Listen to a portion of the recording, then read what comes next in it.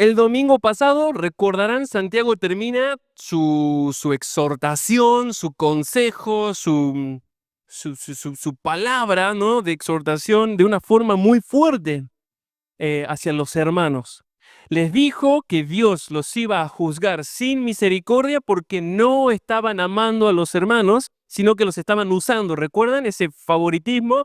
Hermano que lo puedo usar es una bendición. Hermano que no me sirve, lo puedo discriminar, no hay problema. Es como que sería pecado si no lo discrimino. Él tiene que saber que no me sirve. Y porque estaban viviendo de esa forma, Santiago les dice que Dios los iba a juzgar sin misericordia. Estaban discriminando, haciendo distinción de personas. Esa exhortación pudo haber molestado mucho, y la verdad que molesta mucho que alguien te hable y te descubra tu corazón y no te deje escapatorias, ¿no? Por eso ustedes van a ver que Santiago siempre se imagina que alguien se le opone y por eso contesta. Pero alguno dirá, y yo les digo, Siempre se adelanta a eso porque sabe que es fuerte la exhortación. Ustedes no están amando al prójimo, ustedes se están amando a sí mismos, están rompiendo la ley real de Dios, Dios los va a juzgar. Es re fuerte y no les dejaba lugar a que ellos digan, no, pero lo que pasa es que queremos construir el salón y entonces los ricos pueden. Nada. Eso no está permitido en la casa del Señor. Entonces esa exhortación, claro que pudo molestar mucho y llevó a los hermanos a decirle a Santiago, pero ¿no somos salvos solo por fe? ¿Cómo que Dios me va a juzgar porque estoy discriminando? Si no es por fe, en el día del juicio Dios no va a tomar en cuenta mis obras, sino mi fe. ¿Qué estás diciendo, Santiago? Hace unos, ¿qué estamos? 2025, 5 años, 7 años, hubo no escándalo, pero sí fue muy fuerte una predicación del pastor John Piper que dijo, somos justificados solo por la fe. ¿Cómo entramos en una relación con Jesús? Solo por fe. Y todos, amén, amén, sí. Pero para entrar al cielo hay otra condición. Y se quedaron así. ¿Cómo? ¿Cómo? Justificados solo por fe. No puedes hacer nada para ganarte tu justificación. Estás muerto en delitos y pecados, eres rebelde, estás muerto, no puedes ganarte, no por obras para que nadie se gloríe, dice Pablo. Y todos, amén, ¿sí? Somos salvos por fe. Para entrar al cielo hay otras condiciones. ¿Cuál es esa condición? La obediencia, dice Piper. No debería haber sido así, pero fue como Piper abandonó la sana doctrina. Nada que ver, estaba diciendo lo que decía Jesús. No todo el que me dice Señor, Señor entrará al reino de los cielos. Entrará al reino de los cielos. Le está hablando a sus discípulos. ¿Cómo comienza el sermón del monte? Vinieron sus discípulos y se sentaron a sus pies. Entonces, ¿cómo termina el sermón del monte? Ustedes, discípulos, no van a entrar al reino de los cielos solo por decirme Señor, Señor. ¿Quién va a entrar al reino de los cielos? El que hace la voluntad del Padre. ¿Por qué es tan escandaloso lo que dijo John Piper si Jesús lo dijo en el sermón? Porque se nos ha enseñado una fe parcial, una fe que solo cree lo correcto, pero la fe que salva implica la fidelidad. Esa parte tan crucial que nuestro cristianismo se lo dejó como algo, va a venir. Si alguien cree, va a venir. Toma su tiempo, pero va a venir eso. Y Santiago dice acá, ¿esa fe que no obras podrá salvarles? Y entonces los hermanos le decían, pero somos salvos por fe. O sea, ¿cómo que Dios me va a juzgar? ¿Qué estás diciendo, Santiago? Ellos no estaban entendiendo la fe que salva. Ellos creían que con solo creer basta, pero no es así. Y esa confusión es la que lleva a Santiago a escribir los versículos que vamos a leer ahora. Ellos tenían que entender que la fe que salva es una fe que obedece y le es fiel a Jesús. Recuerden eso. ¿Somos salvos por fe de principio a fin? Sí, pero hay que definir qué es fe. La fe que salva es una fe que cree que Jesús es el Cristo y por lo tanto confía en Él y en consecuencia le es fiel. Es una fe leal. Esa es la fe que salva. Por eso, miren, lean conmigo el versículo 14. Hermanos míos, le está hablando a cristianos. Con toda la carta le dice, hermanos míos amados, hermanos míos. ¿De qué aprovechará si alguno dice que tiene fe y no tiene obras? ¿Podrá la fe salvarle? ¿Vieron que está hablando de salvación? Pero le está hablando a hermanos. Ya han sido justificados. Es más, se lo dice en el capítulo 1. Ustedes nacieron de nuevo por la palabra de Dios que fue sembrada en ustedes. ¿Recuerdan que lo vimos? Ya habían nacido de nuevo, pero no estaban obedeciendo. Y esa fe que no obra, ¿podrá salvarte? Les dice Santiago. Y si un hermano o una hermana están desnudos y tienen necesidad del mantenimiento de cada día, y alguno de vosotros les dice, id en paz, calentaos y saciaos, pero no les dais las cosas que son necesarias para el cuerpo, ¿de qué aprovecha? Dice Santiago. Así también la fe, si no tiene obras, es muerta en sí misma. ¿Por qué le pone de ejemplo un hermano pobre que no tiene ropa ni comida para el día a día? ¿Por qué le pone ese ejemplo? Porque es lo que vimos el domingo pasado, es lo que estaba pasando en su congregación. No les pone un ejemplo de la congregación en Japón. Le está hablando le está hablando a ellos. No es un tema aislado, le está hablando a ellos, a la situación de ellos. Había pobres a los cuales se les decía, confíen en el Señor. Avancen en fe, vamos a orar por ustedes. Y los enviaban a la casa sin darles nada. ¿Tienen frío del invierno? El Señor es nuestro abrigo. Confía, confía, confía, confía. ¿Tenés para volver en colectivo a tu casa? No, la verdad que no. Él provee. Confía. Vamos a orar por él. Vamos a orar por él, le imponemos las manos. ¡Oíme bien, Satanás! Y no le damos nada. Eso estaba pasando. ¿Cómo se sentirá el hermano en necesidad con eso? Uy, gracias, ya me voy abrigado con sus oraciones.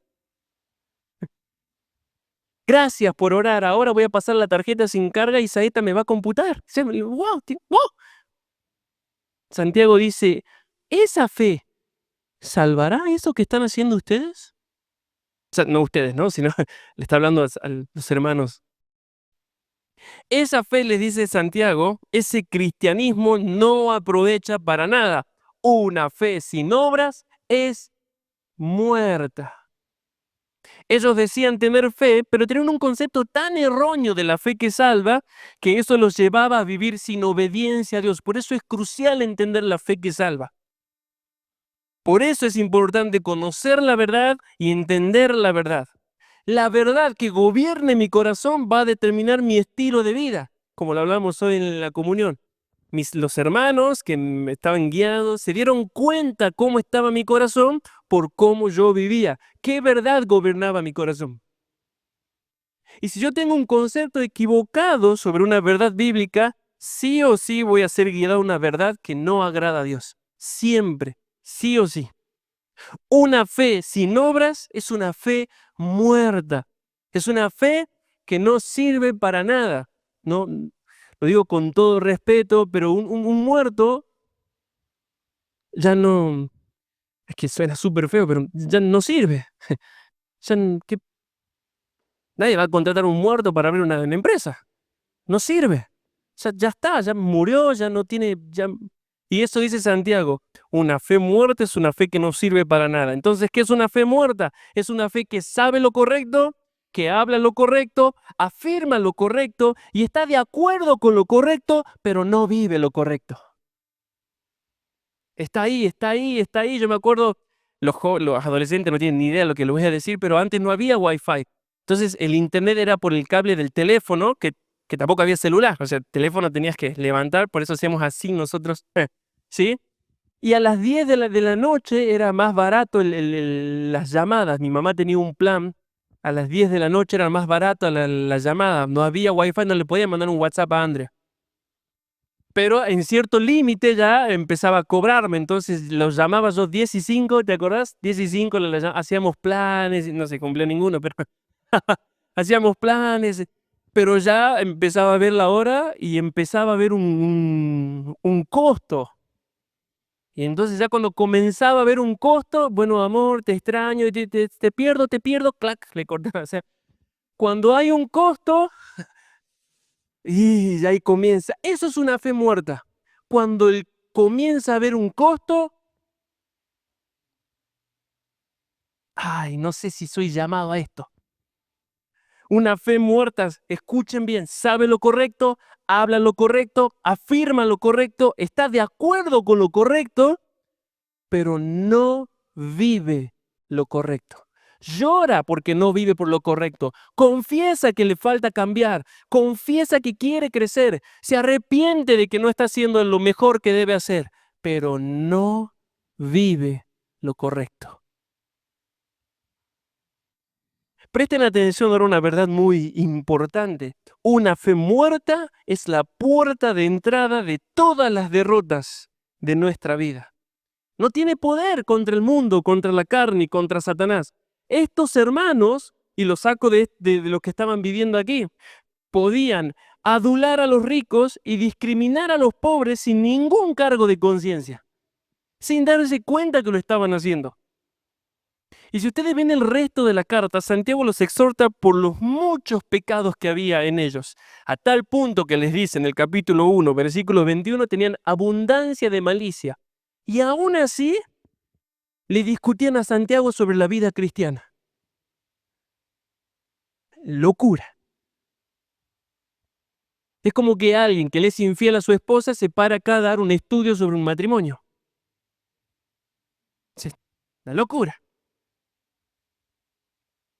La fe muerta no tiene poder contra el mundo, la carne y Satanás. No tiene poder. La fe muerta es sumamente egoísta porque lleva a la persona a estar tan centrado en uno mismo que hace que uno no obedezca a Dios por sus deseos. Y esa es la razón de por qué algunos cristianos viven en derrota, en condenación, vergüenza, impotencia, porque saben lo que tienen que hacer, pero no lo hacen. Lo que hablamos esta mañana, vivimos en un paréntesis de condenación en donde por un lado queremos y sabemos que tenemos que agradar a Dios, pero al mismo tiempo no queremos dejar nuestros deseos ni placeres. Y ahí está el paréntesis de la vergüenza, condenación. Entonces Santiago les dice que esa fe no agrada a Dios y no salva. ¿Por qué creen que le pregunta, ¿podrá esa fe salvarles? Esa fe no salva. Y esto no es fácil de decirle a alguien. No es fácil de decirle a una persona que su cristianismo es falso o que su fe no es una fe verdadera. No es fácil porque la persona en la mayoría de los casos está plenamente convencido de que está siendo fiel al Señor.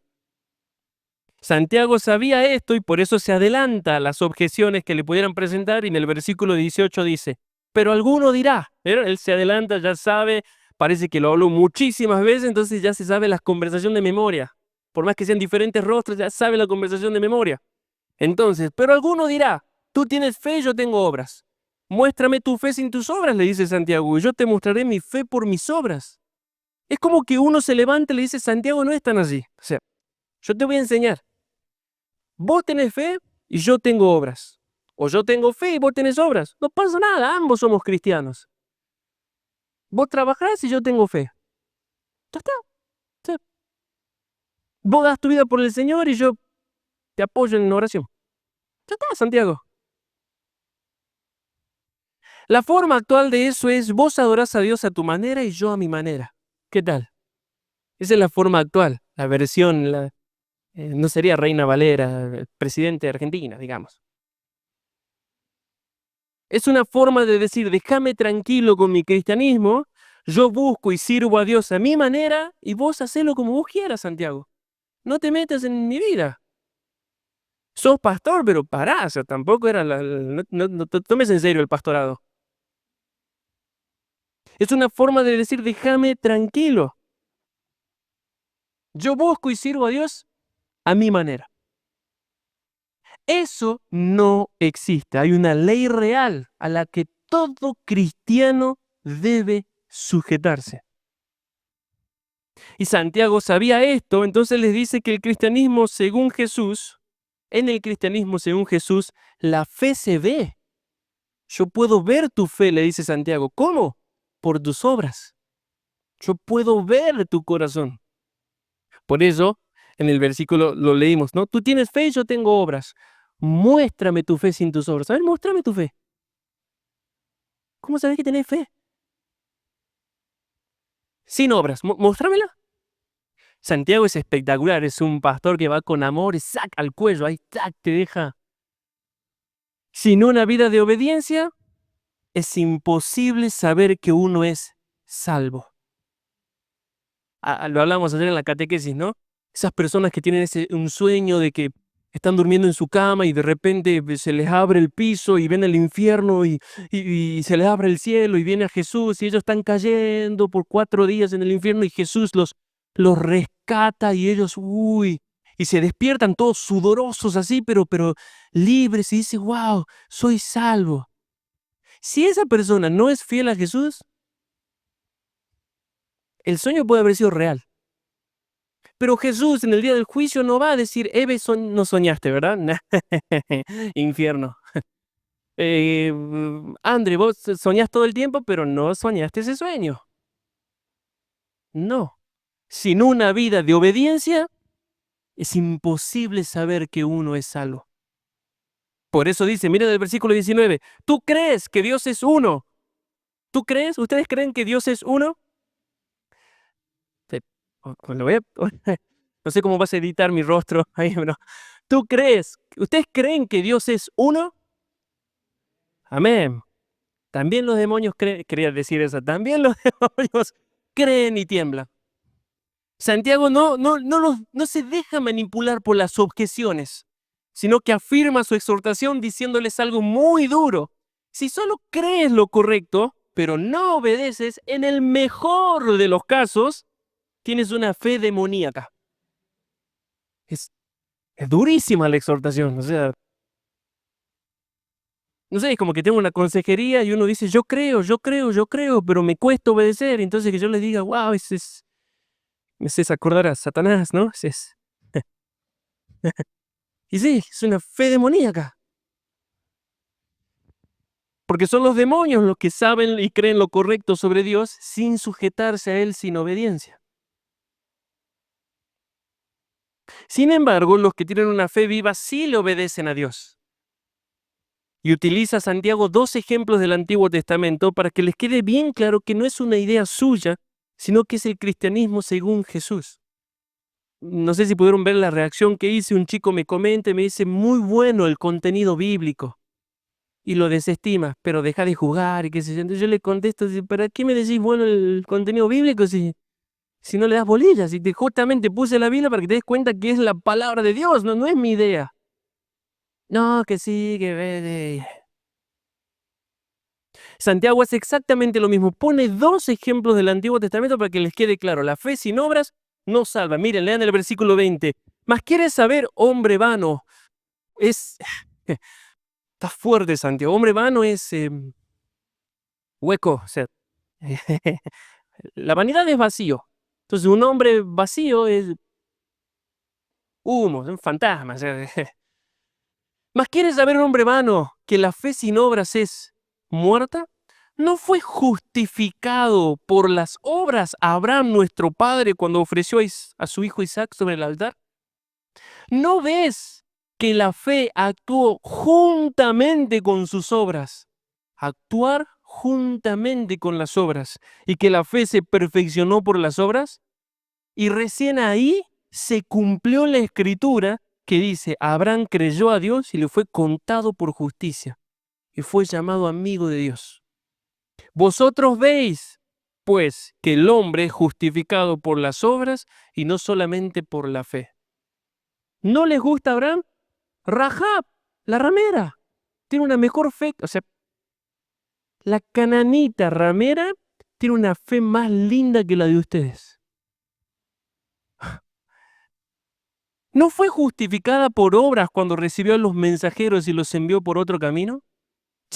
Los estaba boxeando, porque cuando se trata de salvarlos, El pastor debe amarlos. No es que les estaba, hombre vano, fantasma, vacío, usted. No, sino que les estaba hablando con firmeza, por amor. ¿Por qué Pablo utiliza el ejemplo de Abraham? Porque la vida de Abraham es la imagen perfecta de lo que es la fe verdadera. Dice Génesis 15:6, no lo busquen, que Abraham fue declarado justo por Dios. Eso es la justificación. ¿Sí? Fue declarado justo delante de Dios al confiar en la promesa de que iba a tener un hijo y de que su descendencia sería enorme. Sal afuera, ¿vieron la historia? Abraham mira, cuenta las estrellas y la puedes contar, así va a ser tu descendencia. Abraham creyó a Dios y le fue contado por justicia, justificado solo por la fe.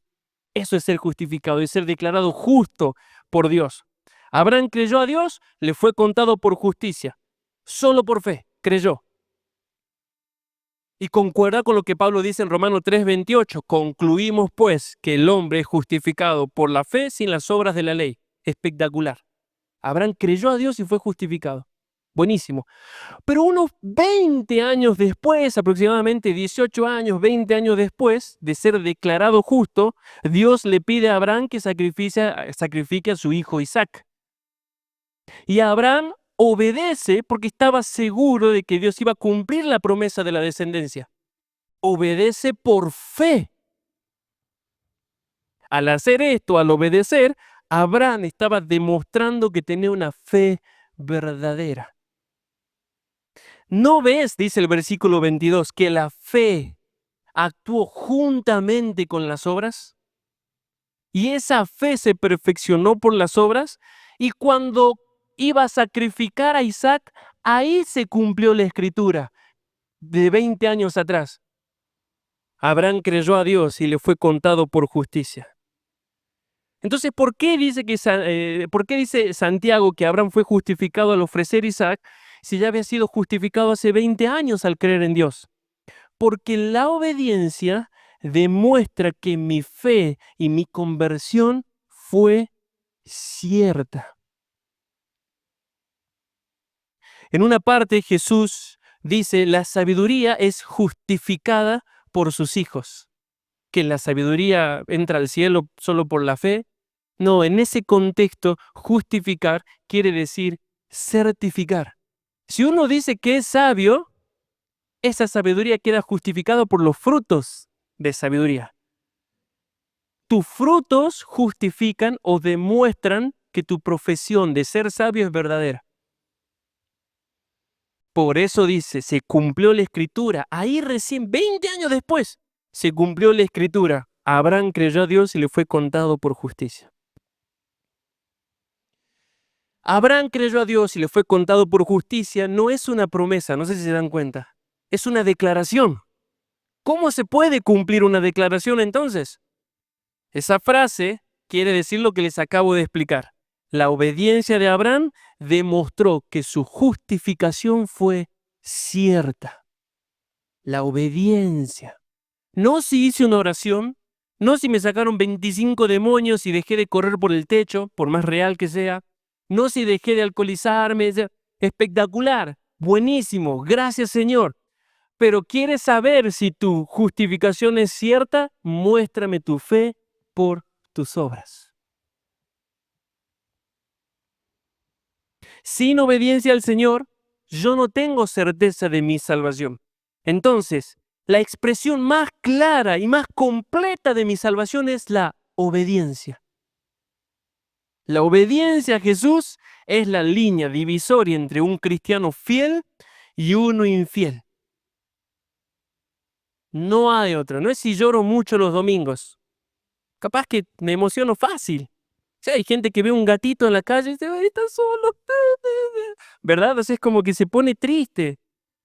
El otro día estoy en el grupo del edificio donde estoy y una mujer que tenía que ir a trabajar manda un mensaje y dice, ¿alguno puede salir a fijarse el perrito que está en la parada? Hay un perrito que atropellaron en la parada, por favor, ¿alguno puede salir a 8 de la mañana? ¿Alguno puede salir a fijarse? Y le contesta otra vecina, yo salí, sí, está atropellado, qué mal. Y le vuelve a contestarlo. Yo no entiendo cómo hay gente que no les importa una vida. ¿Qué me importa? O sea, no me importa en absoluto eso. No quiero yo palabras, eso no es una vida. Yo quiero fidelidad a Jesús, yo quiero una vida que se importe en lo que es correcto, en lo que es verdaderamente importante. Y ellos estaban preocupados en palabras correctas, pero no en la obediencia. Y Santiago les dice, la obediencia es la línea divisoria entre un cristiano fiel y uno infiel. Es la línea divisoria. Lo dije hace un momento, esto no es una idea de Santiago. Jesús dijo en Juan 8:31 a los judíos que habían creído en él, si vosotros permaneciereis en mi palabra, seréis verdaderamente mis discípulos. ¿Lo ven? No se los dice al incrédulo no se le dice que obedezca al Señor, se le dice que se arrepienta primero. Por eso al final de nuestras vidas, en el juicio final vamos a ser juzgados por nuestras obras. Porque nuestras obras son la demostración segura de que nuestra justificación fue verdadera. Si hay obras de obediencia, hay fe. Si no hay obras, no hay fe. Y Jesús lo enseñó, es lo que mencioné al principio. No todo. Mateo 7:21, el que me dice, Señor, Señor, entrará en el reino de los cielos, sino el que hace la voluntad de mi Padre. No soy salvo por decir lo correcto, sino es el que hace la voluntad de Dios. Y luego Jesús lo vuelve a afirmar en la parábola de los talentos, ¿recuerda? Y literalmente Él le enseña que solo a los fieles se les dirá, bien, buen siervo fiel, entra al gozo de tu Señor. ¿A quién se le dice eso? A los fieles. ¿Cómo se demostró la fidelidad de los siervos? Aquí tienes lo que me diste, he ganado más. Fui fiel, entra al gozo de tu Señor. Entonces, ¿por qué, dice Abraham, fue justificado cuando nació Isaac? Porque nadie puede jactarse de ser justo sin una vida de obediencia. Nadie. Nadie puede decir ni asegurar ser cristiano sin obedecer a Jesús. Nadie, absolutamente nadie. La fe que salva, dice el versículo 22, actúa juntamente con las obras. La fe que salva se enfoca en lo importante, en lo real. No como en la vecina, en el perrito. Se pudo haber emocionados, ¿no? Se pudo haber llorado, no entiendo, pero enfócate en lo importante. Y si no están convencidos aún, les dice Rahab, ¿no fue justificada por las obras cuando recibió a los mensajeros y los envió por otro camino? Lo mismo que Abraham. Una extranjera cree en el Dios verdadero y esa fe quedó demostrada, quedó justificada por la obra que hizo de guardar a los mensajeros. Entonces Santiago termina diciendo, como el cuerpo sin espíritu está muerto, así también la fe sin obras está muerta. Es un desarrollo de lo que está diciendo. Una fe muerta no salva. Recuerden eso. Una fe muerta no salva. ¿Crees lo correcto? ¿Afirmas lo correcto? ¿Estás de acuerdo con lo correcto? Genial. ¿Vives lo correcto? Si alguno dice, pero no hace, dice Santiago, ¿podrá esa fe salvarle? No estoy hablando de que no es una lucha, no estoy hablando de que no sea difícil. Es una lucha, es una guerra, pero la fe vence al mundo. Entonces Santiago deja bien en claro y quiere que entendamos que la fe que salva es una fe obediente a Dios, en cosas prácticas, como darle comida al pobre y dejar de discriminarlo, porque eso manda la ley, ama a tu prójimo como a ti mismo.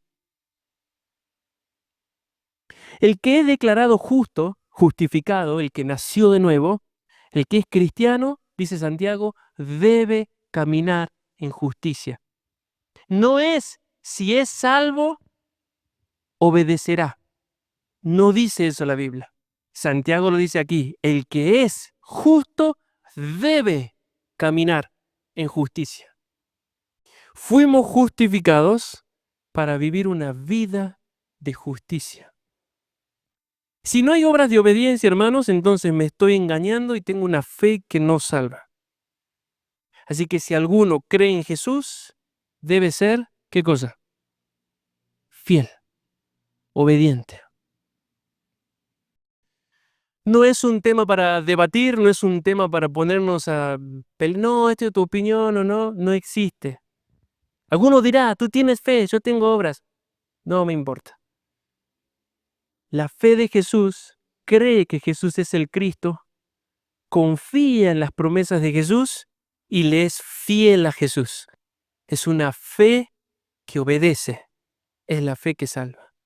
Si alguno piensa, estamos enseñando salvación por obras, no entendió nada. O sea, es salvación por fe, pero la fe que salva es una fe leal, es una fe fiel, para siempre.